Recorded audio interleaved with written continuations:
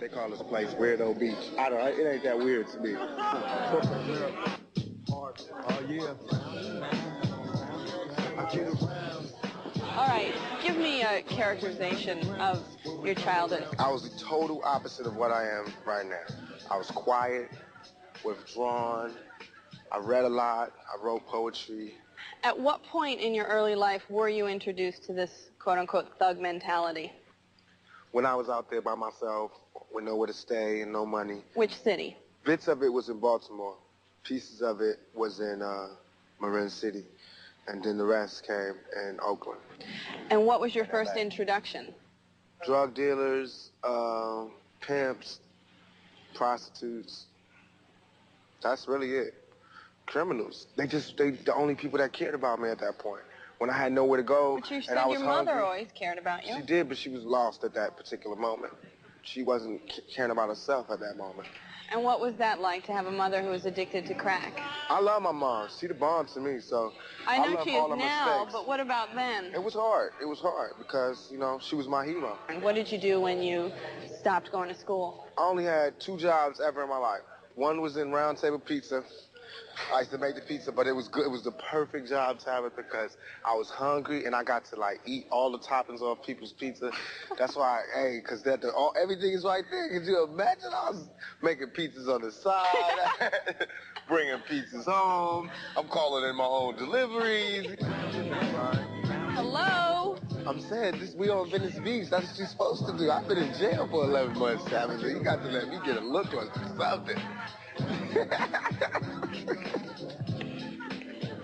Do you think it's important to tell your fans that it's not cool to end up in jail? I don't have any problem telling people it's not cool to go to jail because I've been there and it's not cool. He is out on bail pending his appeal.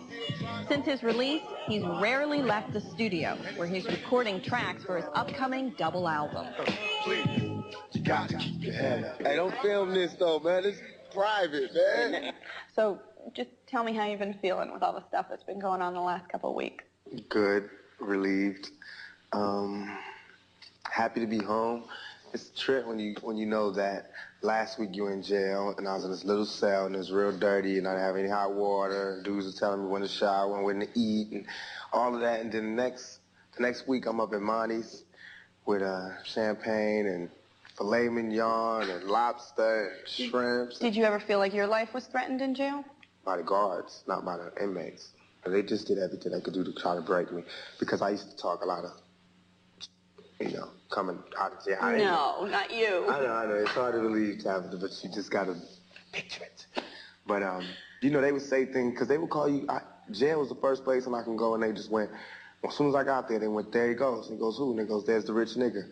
I was like, oh, he said nigga. He said nigga. And everybody's looking at me like, so? I was like, oh my God, this is where I'm gonna be staying? He just said nigger. Well, you got niggas in one of your records. Niggas.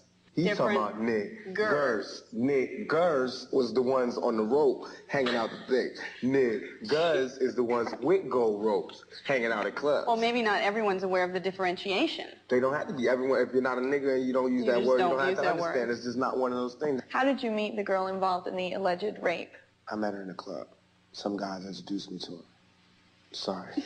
I met her in the club. Some guys introduced me to her. And she was very forward with you? Extremely. And what happened? She did some things. And sexual things? We got together, yeah. She did some things there at the club, and we got together later that night. I saw her again another time with these guys that introduced me to her. Everybody was having a good time, didn't do anything sexual, they just having a good time. Me and her went in there, she gave her a massage, came out, went to sleep, woke up, she's screaming rape, rape, I raped her, and the next thing I know, I'm going to jail. So in your opinion, there was no truth to the sexual abuse charges? Not on my part at all. If you could go back to the night when the sexual abuse occurred, is there anything that you would do differently? Yeah. What?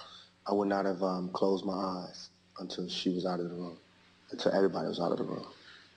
I've grown up with tons of wild stories from lots of legendary rock bands and things that they did with their groupies. Do you feel like there's a double standard for black artists and white artists and how they entertain their groupies? Yes, it is a double standard because America's scared of a black man's sexuality. And they only see us as brutes who can only go, hammer girl. They just can't imagine us being any other way. And that's why it was so easy for people to believe that I could do this.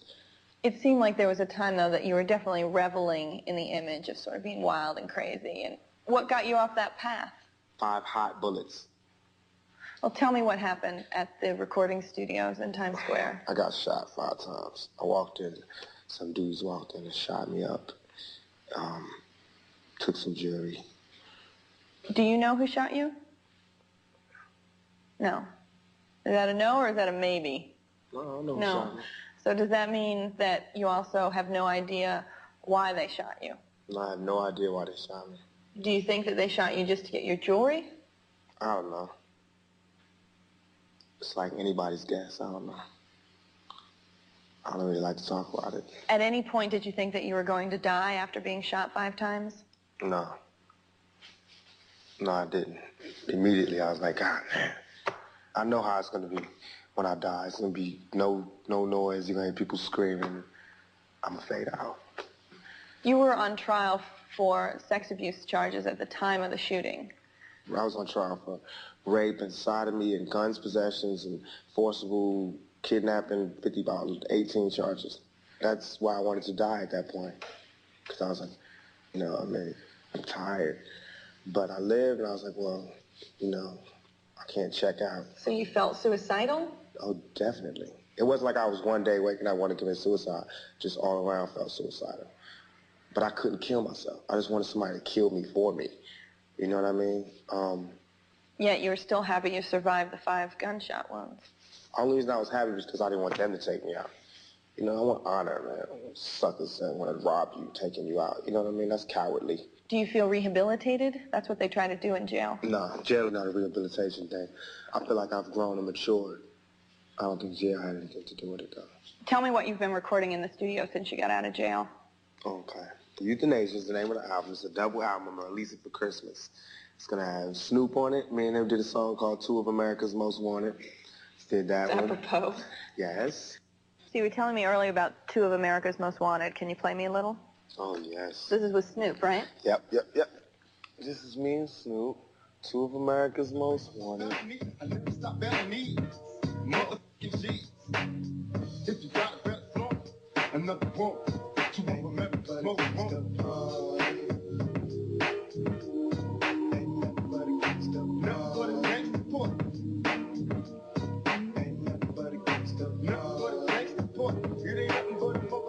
How long did it take you to record that? Was it just one day in the studio? One day in the studio. That was one of 2 other songs I did that day.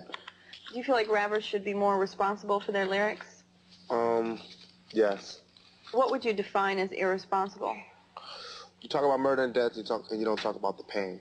Or you talk about killing and robbing and stealing, you don't talk about jail and death and betrayal and all the things that go with it. A lot of people would characterize your music as gangster rap. Do you? No. Why not? Marlon Brando's not a gangster actor. He's an actor.